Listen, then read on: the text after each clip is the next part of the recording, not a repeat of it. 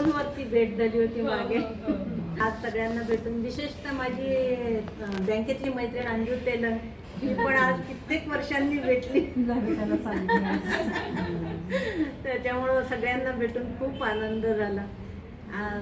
वंदनीय मावशींचं चरित्र तर सर्वांना माहितीच आहे. एक मातृत्व कसं असावं, मातृत्व कर्तृत्व ह्याचा सगळ्याचा संगम कसा असावा हे मावशींच्या ठाई आपण पाहतोच आहोत.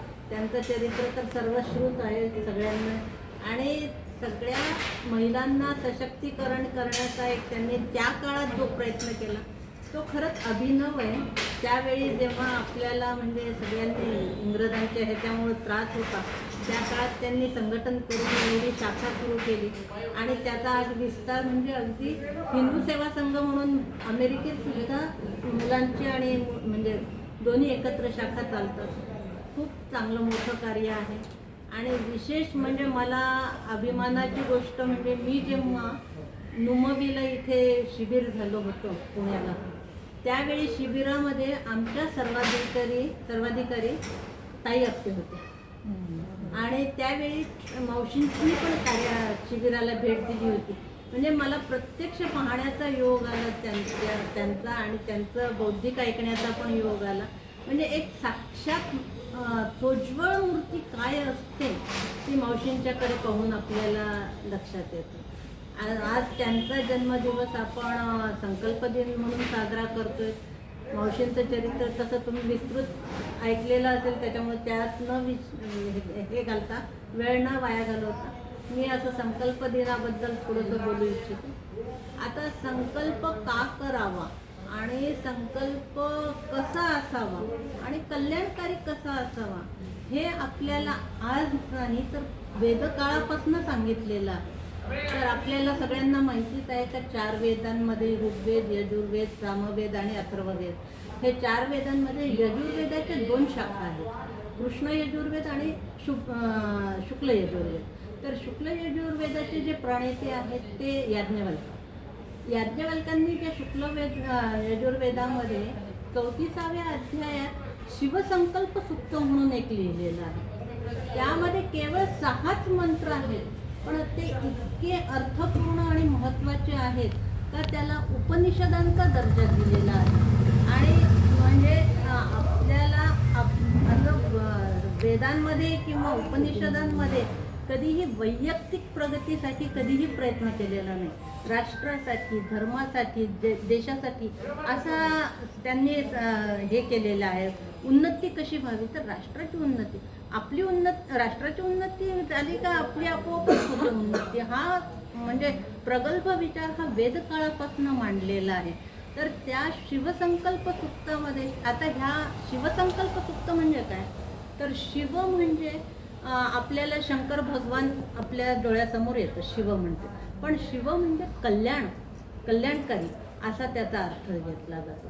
आणि मग त्याचा संकल्प करायचा म्हणजे काय करायचा, का आपलं मन प्रसन्न आणि त्याच्यानंतर ह्याच्यामध्ये शुभ संकल्प करणारं असं असावं. म्हणून हा जो संकल्प आहे तो शिवसंकल्प म्हणतात.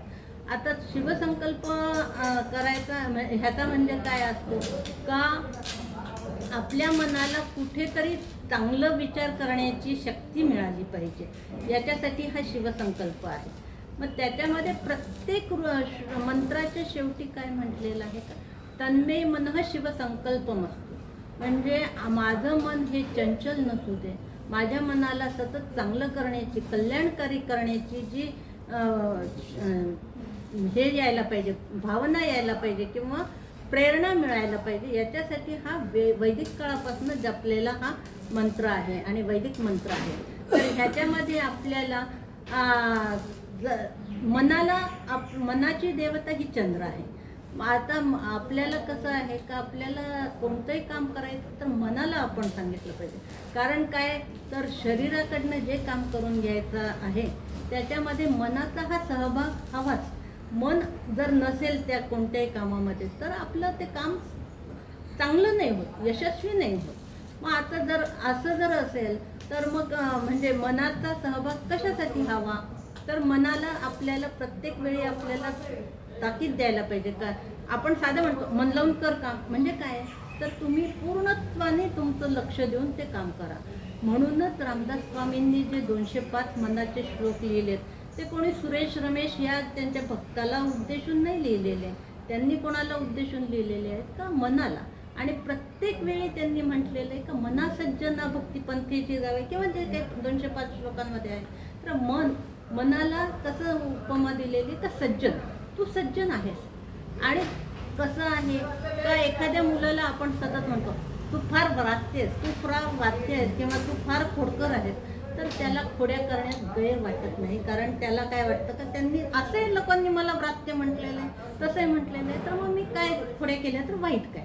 त्याच्यामुळं आपण कसं म्हणायला पाहिजे तर तू फार चांगला आहेस, तुझ्यात ही शक्ती चांगली आहे असं काही म्हटलं तर त्या मुलाला वाटतं का बुवा खरंच माझ्यामध्ये हे आहे काहीतरी बाकी. आणि मग हे सगळं वाटण्यासाठी आपल्याला त्याला चांगलं आहे याच्यातले त्याच्यातले जे गुण आहेत ते आपल्याला दर्शवावे लागतात. तसंच मनाला आपण सज्जन का म्हणतो तर त्याला मनाला सज्जन म्हटल्यानंतर त्याचे जे भाव आहेत ते ह्याच्यामध्ये येतात, प्रचितीत येतात. त्याच्यासाठी ते मना सज्जना त्यांनी सगळे 205 श्लोक जे केलेले आहेत ते त्याचे केलेले आहेत. आता मन कसं आहे तर मन हे चंचल आहे आणि मग ते जागृतावस्थेतही भटकतं आणि सुप्तावस्थेतही भटकतं. त्याच्यात काय असतं का मनाला आपण जरी समजा आता एखादं कार्य करत बसलो, आपण देवपूजाच करतोय समजा, म्हणजे पवित्र अशी जरी देवपूजा करत असलो तरी आपलं मन कुठेतरी भटकतं. किंवा एखादं काम राहिलं असेल, आज माझं हे काम राहिलंय किंवा आज ते करायचं राहिलंय किंवा काय जे आहे ते लक्ष त्याच्यात नसतं, मन भटकत असतं. म्हणून मन एकाग्र करायचं असेल तर आपल्याला मनाला ताकीद द्यावी लागते. तर मनाला एकाग्रतेसाठी आपल्याला प्रार्थना करावी लागते, त्याच्यासाठी प्रयत्न करावे लागतात. आणि सध्याच्या काळामध्ये जे काय झालेले आहे परिस्थिती अशी आहे का एक मन हे गोंधळलेले आहे, सगळीकडे अस्थिर आहे. आता अस्थिर वगैरे होण्याचे कारण वेगळे आहेत, नोकऱ्या आहे ते किंवा जे काही प्रत्येकाच्या अगदी बालवाडीतल्या मुलापासून वृद्धापर्यंत काही ना काहीतरी समस्या सगळ्यांना आहेतच. मग त्या समस्यांसाठी त्यांच्यावरती तोडगा मिळवण्यासाठी आपल्याला मन एकाग्र करायला हवं. आणि ती जे शक्ती आहे ती ह्या शिवसंकल्प सुक्तामध्ये त्यांनी पूर्ण अशा सगळ्या आपल्याला कशी एकाग्र करता येईल याची शक्ती दिली. आता आपण म्हणतो हे जे आहेत ह्या सुक्तांमध्ये किंवा अन्य कोणत्याही गोष्टीमध्ये मनाला तर हे जे एकाग्र करण्यासाठी किंवा सकारात्मकता आणण्यासाठी आपल्याला जे प्रयत्न करायचे असतात. आजकाल वेगवेगळे पैसे भरून वेबिनार करणं किंवा वर्कशॉप करतो का तर पॉझिटिव्हिटी मिळवण्यासाठी.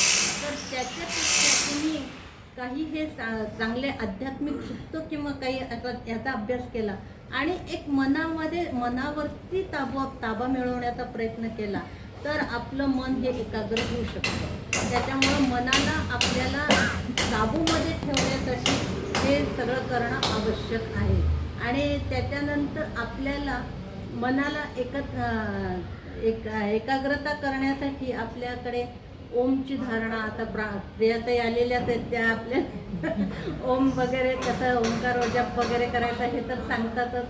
पण ह्या सगळ्या गोष्टींमधनं आपल्याला मनाला एकाग्रता मिळवण्यासाठी आपण त्याचा फायदा करू शकतो.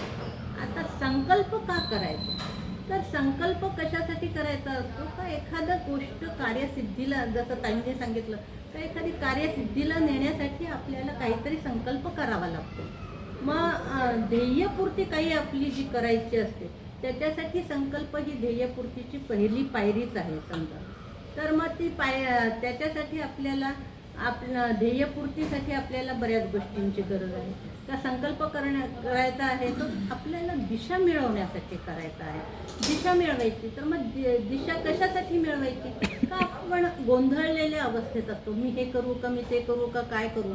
मग आपल्याला एखादा संकल्प करायचा ठरवला का आता बऱ्याच वेळा आता हे 11वी 12वीला जेव्हा 10वी नंतरची मुलांची जी अवस्था असते किंवा पालकांची पण का मुलाला इकडे घालावं का तिकडे घालावं ह्यासाठी तर मग त्यांनी काहीतरी विचार करून एकच दिशा ठरवा. म्हणजे मग त्या दिशेनेच प्रयत्न करता येईल. म्हणजे मग आपलं पूर्ण एकाग्रता त्या विषयावरती वगैरे होऊ शकते. किंवा आपण स्वतः एखादा विषय कोणता घ्यायचा असेल, काही करायचं असेल, तर दिशा ठरवण्यासाठी म्हणजे गोंधळलेली अवस्था राहत नाही आणि आपण त्या दिशेनेच प्रयत्न वाटचाल आपली चालू करतो. त्याच्यानंतर ऊर्जा मिळते आपल्याला, एक आध्यात्मिक ऊर्जा, एक मानसिक ऊर्जा आपल्याला मिळवण्यासाठी संकल्पाचा एक आपल्याला चांगला फायदा होतो. तर मला हे काम करायचं आहे, मग आपल्याला त्या त्या विचाराने आपण केलं काय, आपल्याला मनातनं ऊर्जा निर्माण होते आणि त्याच्यानंतर आत्मविश्वास निर्माण होतो. आता आत्मविश्वास कसा निर्माण होईल, का आता जर समजा आता मीच ठरवलं तर मला एखादं वाहन शिकायचं आहे, आता मला 4 व्हीलर शिकायची आहे, तर मनामध्ये मी संकल्प केला तर मला हे शिकायचं आहे, तर मग मी काय करेन, थोडासा प्रयत्न करेन, पण नको बाबा इकडे फारच हे होत आहेत, ॲक्सिडेंट फार होत आहेत, तर मग मी कधीच शिकू शकणार नाही. पण मी जर संकल्प केला तर नाही, मला ह्या वर्षभरामध्ये मला हे शिकायचं आहे, तर मी जर संकल्प केला तर मी त्या दृष्टीने प्रयत्न करेन. आता त्याच्यासाठी एक सहज असं एक उदाहरण आहे का, एक म्हणजे एक प्रवासी आहेत, गाडीतनं चाललेले आहेत आणि त्यांची गाडी बंद पडली. तर गाडी बंद पडली तर त्यांनी फक्त ते लहानपणी ऐकलेलं असतं का, भीमरूपी म्हटलं का देव येतो आणि आपली गाडी म्हणजे आपल्याला मदत करतो. मग तो उतरतो गाडीतनं आणि भीमरूपी म्हणायला चालू करतो. पण भीमरूपी म्हटल्याने काही होणार आहे का? प्रत्यक्ष हनुमान त्याला येऊन सांगतो का, बाबा रे तू धक्का मार म्हणजे मी तुझ्या अंगात बळ देईल. नुसतंच भीमरूपी म्हणण्याने काय होणार आहे? तू त्या गाडीला चालू करण्यासाठी काहीतरी तर प्रयत्न कर, तू काहीतरी धक्का मार म्हणजे मग मी तुझ्या अंगात तेवढं माझ्यातलं जे बळ आहे ते तुला देईन आणि गाडी चालू करेन. म्हणजे काय, तर तुम्हाला आत्मिक बळ मिळवण्यासाठी काही ना काहीतरी तुम्हाला प्रयत्न करावे लागतील. कारण नुसतंच तुम्ही म्हणाल तर तसं नाही होणार. तर हा आत्मविश्वास वाढवण्यासाठी सुद्धा संकल्पाची आवश्यकता असते. संकल्प करणं हे आवश्यकच आहे, कारण त्याच्या पुढे आपल्याला त्या दृष्टीने त्या मार्गाने जाणं होणार नाही. त्याच्यानंतर आपण आध्यात्मिक आणि धार्मिक कार्यक्रम कोणते असू दे, साधं पूजा वगैरे जरी असेल तरी आपण काय करतो, पूजेच्या सुरुवातीला आपण संकल्प करतो. तर संकल्प करून हे जे कार्य आहे ते माझं तडीला नव्हतं. तर आता आम्ही नर्मदा परिक्रमा केली, म्हणजे साधारणपणे सगळ्यात अशा काही गोष्टी ज्या असतात त्याला, तर आम्ही नर्मदा परिक्रमा करताना तिथे सुरुवातीला आपण एक संकल्प करतो की माझी ही परिक्रमा जी आहे ती व्यवस्थितच, साधारण म्हणजे कठीण, आता सत्यनारायणाची पूजा करताना साधारण अडचणी काही येत नाही, पण ही परिक्रमा वगैरे ही बऱ्याच थोड्याशा खडतर आहेत. तर त्यावेळी आपण संकल्प करत असतो का हा जो माझा संकल्प केलेला आहे तो सिद्धीला मिळतो. आणि त्याच्यानंतर मग जेव्हा आटोपते तेव्हा आपण हे करतो. म्हणजे आध्यात्मिक कोणत्याही गोष्टीसाठी संकल्प करण्याची एक पद्धत आहेच आहे आणि मगच ते तडीला नेले जातं. कारण संकल्प केलं का, संकल्प करण्याने आपण जे कार्य करतो ते ईश्वराला अर्पण केलं जातं.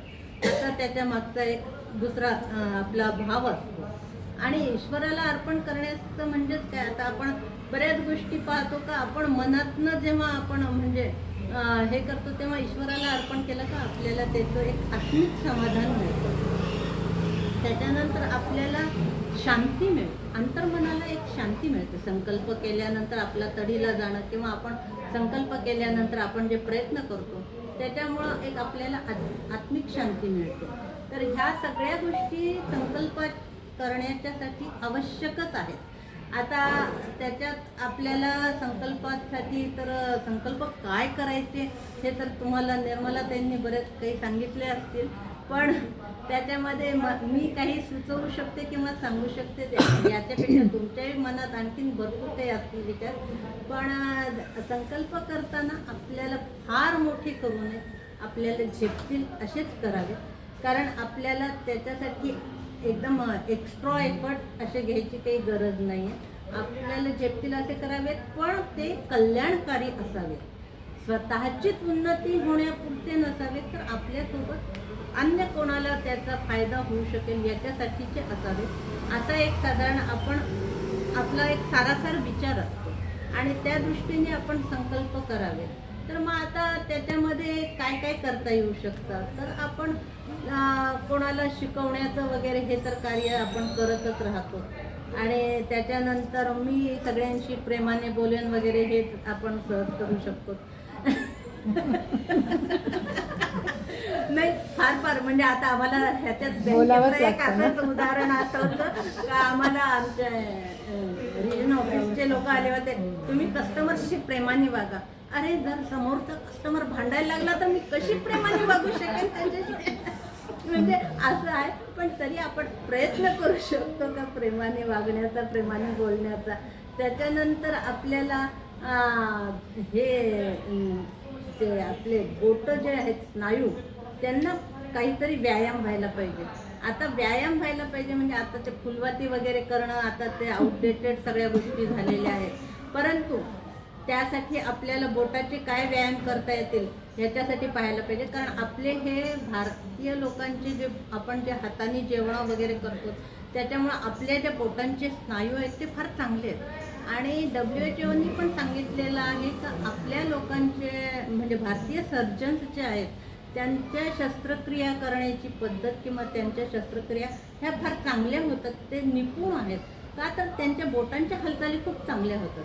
आणि ह्याचा अनुभव मला आला तर माझ्याकडे माझी एक अमेरिकेतली मैत्रीण आली होती. ती आली होती तर तिला आम्ही हाताने भात खाल्ल्यानंतर आपल्याला घरी तर हातानेच आपण खातो, त्याच्यामुळे आपल्याला चमच्याने खायचं आठवत पण नाही.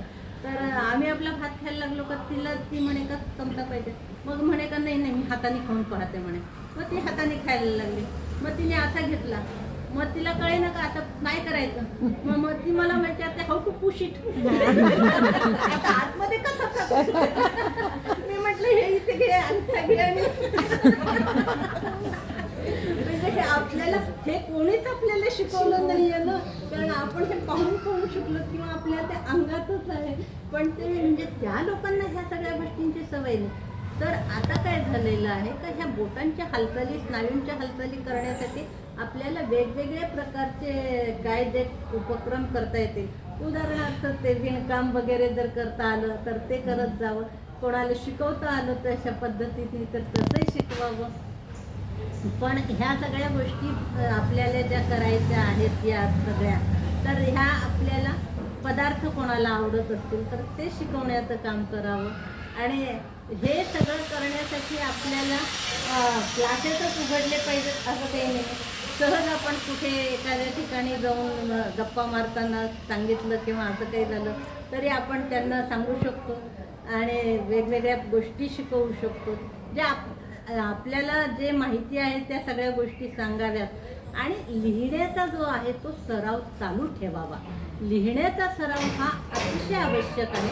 कारण आता काय झालेलं आहे तर लिहिण्याची सवय लोकांची कमी होत चालली. म्हणजे माझ्याबरोबरच्याही काही मैत्रिणी ज्या आहेत त्या अरे मुझे भी MA करना था लेकिन मैं वो अभी लिखने की आदत नहीं रही असं म्हणतात. पण मग हे का नाही राहिली. तुम्ही रोज पानभर लिहिलं तर तुमच्या बोटांचे स्नायू चांगले राहतील. त्याच्यामुळे आणि रामदासांनी हेच सांगितलं का जिचा माझी काही लिहिती सुधावे असं म्हणून सांगितलेलं आहे. मग लिहिण्याची जर सवय ठेवली रोज पानभर काहीतरी तर खूप चांगलं होईल. आणि दुसरं म्हणजे मला असं वाटतं का एक डायरी केली आहे आपण आणि रोज आता माधवी ते रोज आपले सुभाषित टाकतात संस्कृतमधले आणि ते सुभाषित आणि त्याचा अर्थ त्याच्या खाली असतो.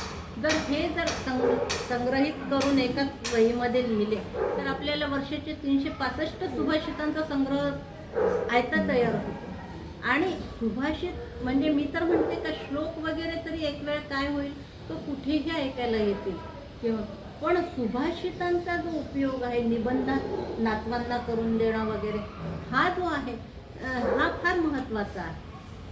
आणखीन एक गोष्ट म्हणजे आपण साधारण स्वयंपाकघरात किंवा डायनिंग टेबलच्या जागी जर एखादा व्हाईट बोर्ड, आजकाल सगळ्यांच्याकडे नातवंड असतात किंवा काही ना काहीतरी कारणाने व्हाईट बोर्ड हा घरामध्ये असतो. रोज एक आपण सुभाषित लिहायचं जर समजा ठरवलं घरामध्ये तर घरातले सगळे सदस्य वाचू शकतात. सगळे म्हणजे श्लोक लिहा, सुभाषित लिहा, जे काही आपल्याला लिहिता येईल ते. पूर्वी पहा असे तुळया असायच्या आणि तुळयांवरती असायचं. पण ते काय असायचं का एकदा लिहिलं का ते पुन्हा जेव्हा रंगरंगोटी किंवा जे काही असेल त्या वेळेपर्यंत तर एकच वाचलं जायचं. पण आता आपण व्हाईट बोर्डवरती रोज वेगवेगळे लिहू शकतो. मग त्याच्यासाठी काय होईल का आपण काय करायचं का एखाद दिवशी म्हणायचं का अरे मुलाला किंवा नवऱ्याला किंवा जे कोणी आपल्या ऐकणारे असतील त्यांना म्हणायचं का बुवा, आज मी विसरले जरा लिहावं, म्हणजे ते सुद्धा सुभाषित आठवतील किंवा श्लोक आठवतील, जे काही आपण लिहायचा संकल्प केला ते शोधतील आणि मग त्याप्रमाणे लिहितील. आणि मग त्याच्यामुळं काय होईल का आपल्याला सगळ्यांना घरातल्या सदस्यांना आपण त्यात समाविष्ट करतो. आता ह्याचं एक मी माझ्या बाबतीतच उदाहरण आहे का आपल्या मेन ब्रँचला, श्याम चौकातल्या मेन ब्रँचला, अमरावतीला मी जेव्हा बँकेत होते तेव्हा आमच्या तिथे एक वॉटर कूलर होतं पाण्याचं, कस्टमरसाठी आणि स्टाफसाठी सगळ्यांसाठीच एक मोठं वॉटर कूलर होतं आणि तिथून वरती जाण्याचा जिना होता. तर म्हणजे ती जी जागा होती ती सगळ्यांना ॲक्सेसेबल होती, म्हणजे कस्टमर्स आणि स्टाफ दोन्हींना. तर मग त्या ठिकाणी तिथे एक शोकेस होते. मग त्यातला एक भाग मी मागून घेतला आमच्या ब्रँच मॅनेजरला आणि म्हटलं का मला याच्यावरती काही लिहायचे तर परवानगी द्या. तर त्यांनी मला परवानगी दिली. आणि पूर्वीच्या काळी खरोखर स्टाफ वगैरे सगळे ऑफिसमध्ये बँकेत फार प्रेमळ आणि चांगले होते. त्याच्यामुळं काय व्हायचं का आम्हाला कधी असं आमच्या पूर्ण सर्व्हिसमध्ये आम्हाला कधी त्रास म्हणून झालाच नाही. तर त्यांनी मला ती जागा दिली. मग मी काय करायची त्याच्यात आठवड्याला एक काहीतरी असं मोठं असं माझ्या हस्तलिखित लिहायची तिथे त्या जागी.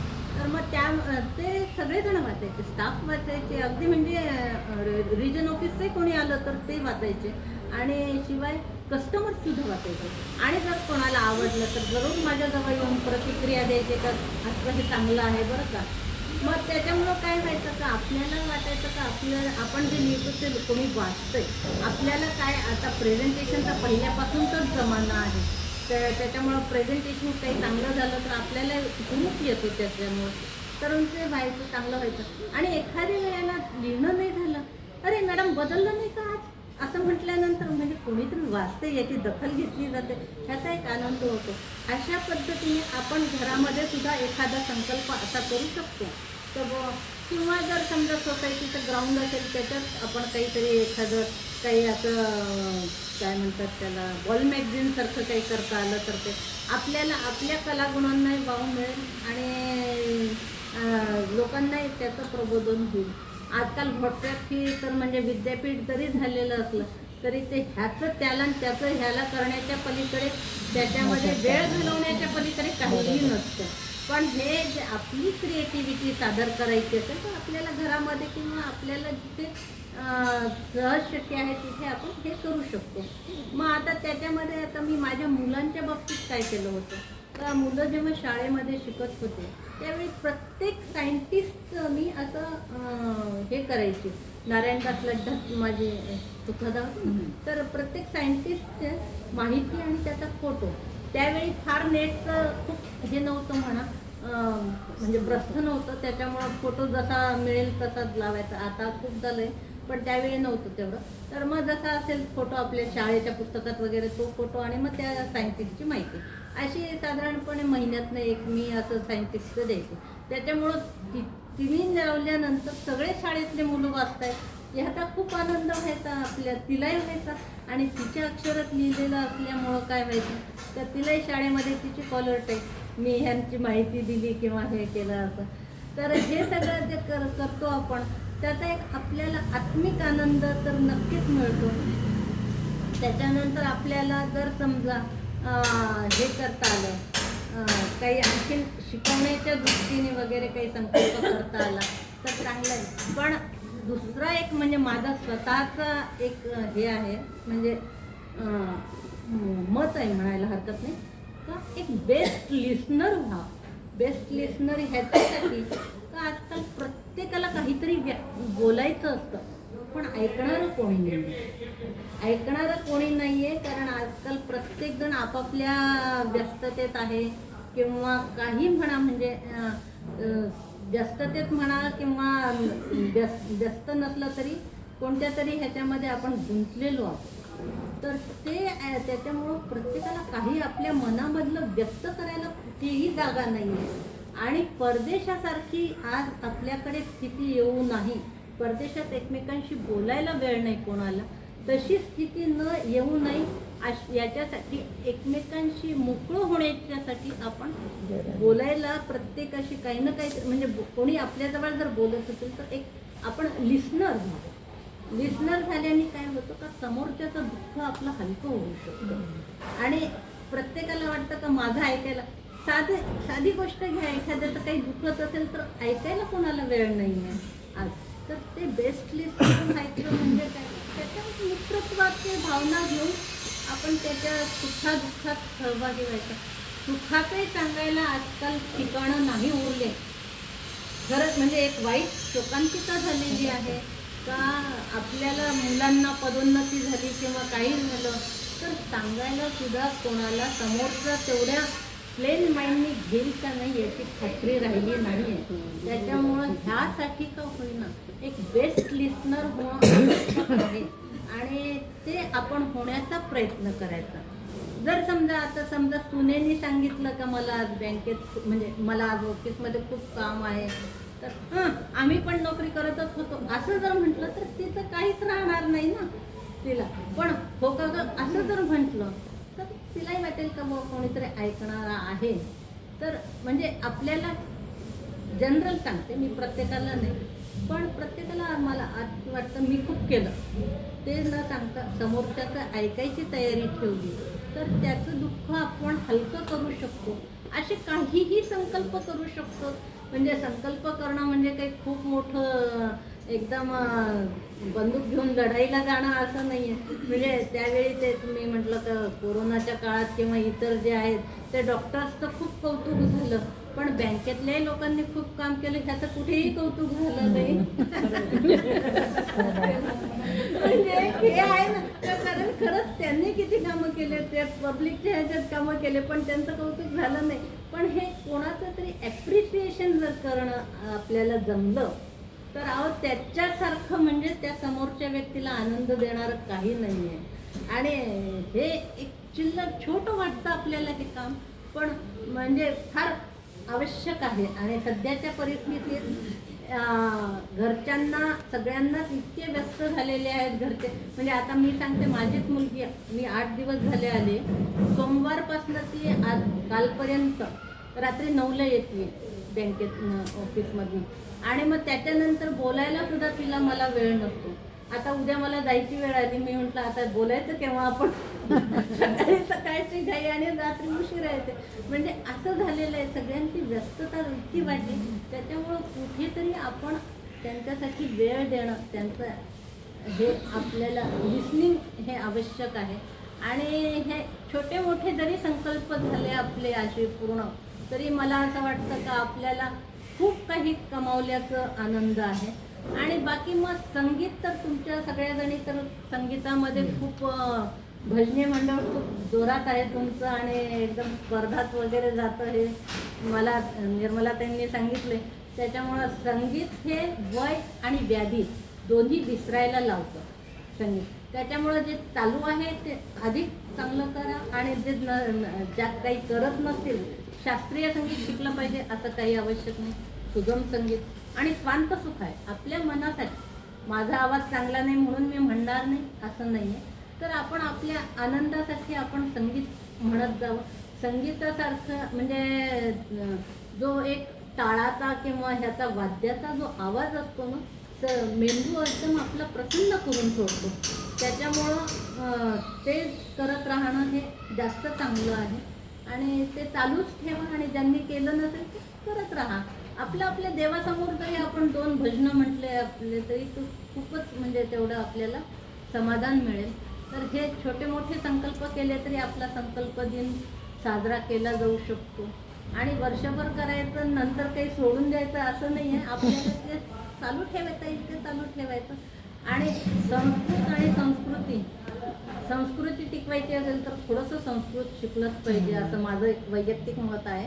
त्याच्यामुळे संस्कृतचं जसं जमेल तसं अध्ययन म्हणजे अगदी तुम्हाला व्याकरणाचे धडे घ्यायचे असं नाही. श्लोक जे आहेत शंकराचार्यांनी आपल्याकडे इतकी विपुल संपदा दिलेली आहे. त्या शंकराचार्यांचे रोज जरी एखादं नवीन स्तोत्र म्हणायचं जरी म्हटलं तरी मला असं वाटतं ते 1300-1400च्या वर स्तोत्र माझ्या पाण्यात आहेत. त्या आणखीन किती असतील ते देव जाणे. पण ते स्तोत्र जरी म्हटलं आपली वाणी चांगली होते. त्याच्यामुळं वाणी चांगली आणि शिवाय मनाला प्रसन्न, हे सगळ्या गोष्टी आपल्या सहज शक्य आहेत. आणि ह्या सगळ्याच्या बरोबर विज्ञान तर सगळ्या गोष्टीत आपलं आहे. ते जसं ताईंनी सांगितलं का तुळशीला पाणी घाला, ओझोन आहेच आहे त्याच्यामध्ये तुळशीच्या जवळ, त्याच्यामुळं आपल्याला ओझोन मिळतो. आज ओझोनसाठी मारामार चालली, त्याच्यामुळं ते सकाळी लवकर उठान फिरायला जा वगैरे ते तर चालूच असतं. पण प्रदूषण घेण्यापेक्षा तुळशीजवळ जरी प्रदक्षिणा घातली तर आपल्याला ओझोन मिळू शकतो. रांगोळीतनं आपल्याला मेंदू हे होतो, कार्यरत राहतो. कोणतीही गोष्ट मन एकाग्र करून केली तर मेंदू चांगला कार्यरत राहतो. त्याच्यामुळं आपल्याला या सगळ्या गोष्टी सहज शक्य आहेत. यापेक्षाही आणखीन चांगले तुम्ही संकल्प करू शकता. मी एक सहज जे सुचले ते सांगितले. आणि आपल्या वैदिक काळापासून ह्या ज्या सगळ्या परंपरा आहेत, म्हणजे जे सुक्त आहेत आपले, ते सुक्त जे आहेत ते सगळे राष्ट्राची भावना वगैरे सगळी जागृत करण्यासाठी ते सुक्त आहेत. त्याच्यामुळं आपल्याला समितीने पण हे शिकवण दिलेली आहे का सगळ्या राष्ट्राची हे करायची, सेवा करायची. तर या पद्धतीने आपण संकल्प करून संकल्प दिन साजरा करूया असं मला वाटतं. मला इथे बोलावल्याबद्दल आयोजकांचे आभार. माझ्याकडे बघू नको. नाही, आज रोहिणीताईंनी मला बोलवलं होतं, त्याच्यामुळे रोहिणीताई नाही येत. आणि मला सहन करता दर बुधवारी, त्याच्याबद्दल आभार. मला काही वेगळं वाटत